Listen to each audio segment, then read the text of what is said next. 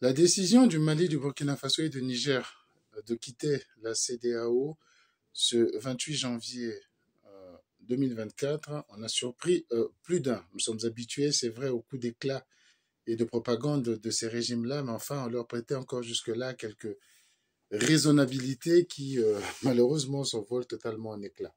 Ce n'est pas un drame pour la CEDEAO en tant que telle, et même pas du tout, et je dirais même que toutes les analyses rassemblées, ça serait même peut-être un avantage pour la CEDEAO, parce que vont leur quitter finalement les trois pays les plus pauvres, les trois pays qui bénéficiaient de plus de l'aide communautaire, qui bénéficiaient de plus des efforts des uns et des autres, et qui emmenaient la très forte immigration dans les pays les mieux équilibrés de la zone, le Ghana, le Sénégal, le Togo, mais surtout la Côte d'Ivoire, dont je rappelle qu'avec 29 millions d'habitants, entre 6 et 7 millions de ceux-ci sont originaires de ces trois pays, le Mali, le Burkina Faso et le Niger. Et la question pèse sur les infrastructures publiques, elle pèse sur la tension sociale, et cette question a déjà conduit à des troubles dans les années 2000, il faut s'en rappeler. Et les Ivoiriens, n'a qu'à regarder les réactions, le prennent plutôt pour un soulagement. Les Sénégalais autant, les Togolais sont exprimés également à peu près l'opinion publique en général est dans une espèce de soulagement. Mais enfin, on va dépasser un peu les humeurs et les émotions des uns et des autres, même si les raisons pour lesquelles ils ont cette attitude sont fondées.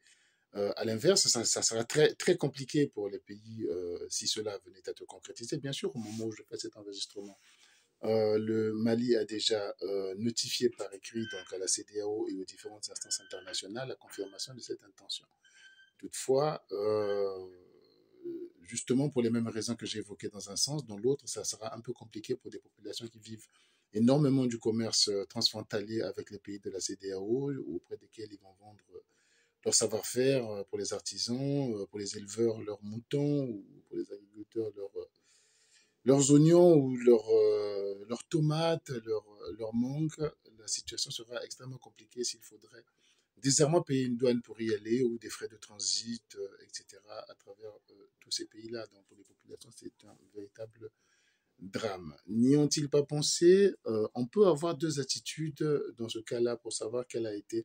Les motivations, on ne peut pas les connaître, les motivations de fond pour l'instant, on les connaîtra et nous reviendrons en discuter. Mais est-ce que ils y ont pensé au moment où ils le faisaient? On peut avoir deux attitudes vis-à-vis de ça. Se dire que cela prouve qu'ils n'ont aucun intérêt aux populations et tout ce qui compte, c'est la préservation du pouvoir pour ces trois régimes issus de putsch, on le rappelle, et qui n'ont aucune légitimité populaire, faut le rappeler. Et cette question de légitimité est d'autant plus importante que pour un État ou pour une organisation internationale, elle est fondamentale parce que d'un côté, on se pose la question de dire, bon, ben, ce sont des autorités furtiles de fait qui ont pris cette décision, on peut les écouter et puis on s'en fout.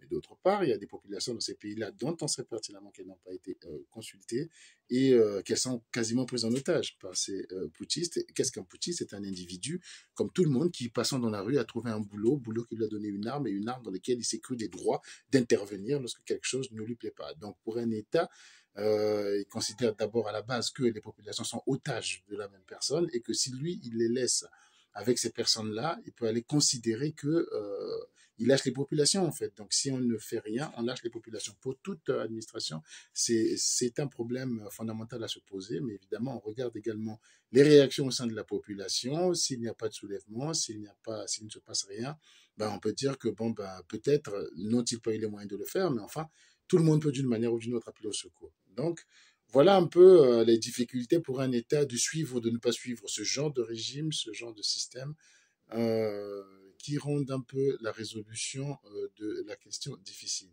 Mais je dis que cela pourrait être également un coup de trop parce que justement, je crois que les régimes sahéliens, les régimes putschistes, qui sont des régimes putschistes de nature, les raisons évoquées aujourd'hui, je ne voudrais pas perdre mon temps là-dessus parce que je crois que les trois pays, Mali, Niger et Burkina Faso, à eux trois, font, je crois, 26 coups d'État en 60 ans d'indépendance.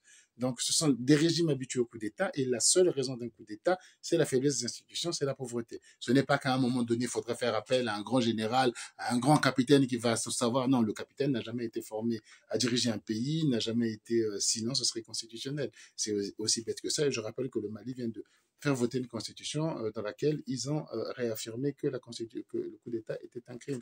C'était déjà le cas dans la constitution qu'ils ont renversée et ils ont reconduit la même chose. Non, le coup d'État est toujours la conséquence d'une faiblesse des institutions, d'une incompétence des militaires qui ne sont pas formés, qui ne savent pas rester dans leur caserne et d'une situation en général de pauvreté dramatique. Donc, pourquoi on a fait des coups d'État? Pourquoi le coup d'État sort de ça? C'est des faux débats sur lesquels je ne glisserai pas. Ces régimes issus de coups d'État sont peut-être en train de se tirer une balle dans le pied parce que ça, c'est une question, les décisions qu'ils viennent de prendre touchent fondamentalement les intérêts du peuple mais aucunement les leurs parce que leurs salaires risqueront d'être virés en francs CFA, rappelons-le, très curieux qu'ils s'empressent de quitter la CEDEAO alors que au final, si les sanctions ont vraiment fait mal dans ce pays-là, c'est pas tant les sanctions de la CEDEAO, hein, mais parce qu'elles ont été accompagnées par les sanctions de l'UEMOA qui, elles, sont financières, ont vraiment touché au portefeuille. Et c'est très curieux que leur demande de sortie de l'UEMOA n'ait pas été exprimée. Mais bon, alors, je disais que les populations pourraient avoir une réaction. Je ne sais pas. Je n'ai pas de boule de cristal. Ne me comparez pas avec le professeur Poucholog qui, je vous promets, je vous fais une vision. Non, je n'ai pas de vision. Je ne fais que des analyses possibles et probables, des pistes. Il se pourrait que si jamais les choses se précipitaient et qu'un des pays du Sahel, un des pays non sahéliens décidait de les prendre au pied de la lettre et d'expulser les populations qui sont là-bas, que cela provoque des frictions et des soulèvements dans ce pays-là. Et même sans expulsion, je crois qu'il y a bien des gens dans tous les régimes, il n'y a aucun régime où tout le monde aime le leader.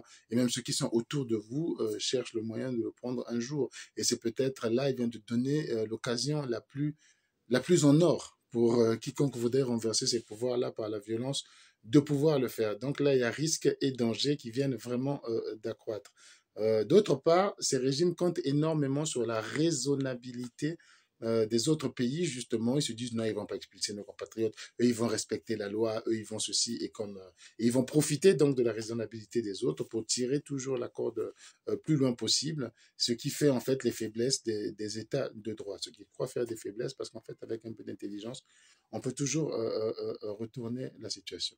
Il ne faut pas oublier qu'il y a une crise également que le Mali a créée avec l'Algérie, en revenant sur les accords d'Alger de manière unilatérale au nom de la souveraineté, le cri fort qu'il faut aujourd'hui crier pour expliquer même la disparition de 1,4 tonnes d'or au Niger. Hein, c'est sûrement des vols souverains.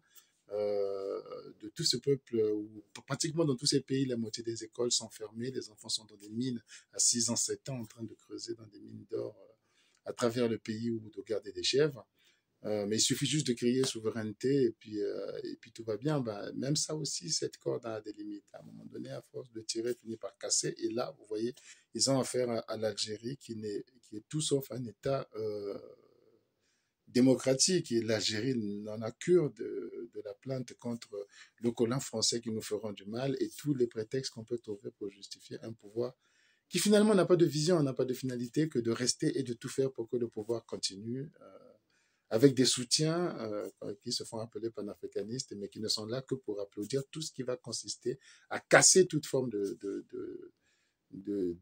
lien sur ce panafricanisme construit depuis 63 ans, depuis les indépendances, pour ne vénérer que le seul lien et la seule soumission, le seul aplaventrisme vis-à-vis de la Russie. Mais en même temps, en le faisant, voilà, la CEDEAO serait inféodée par la France.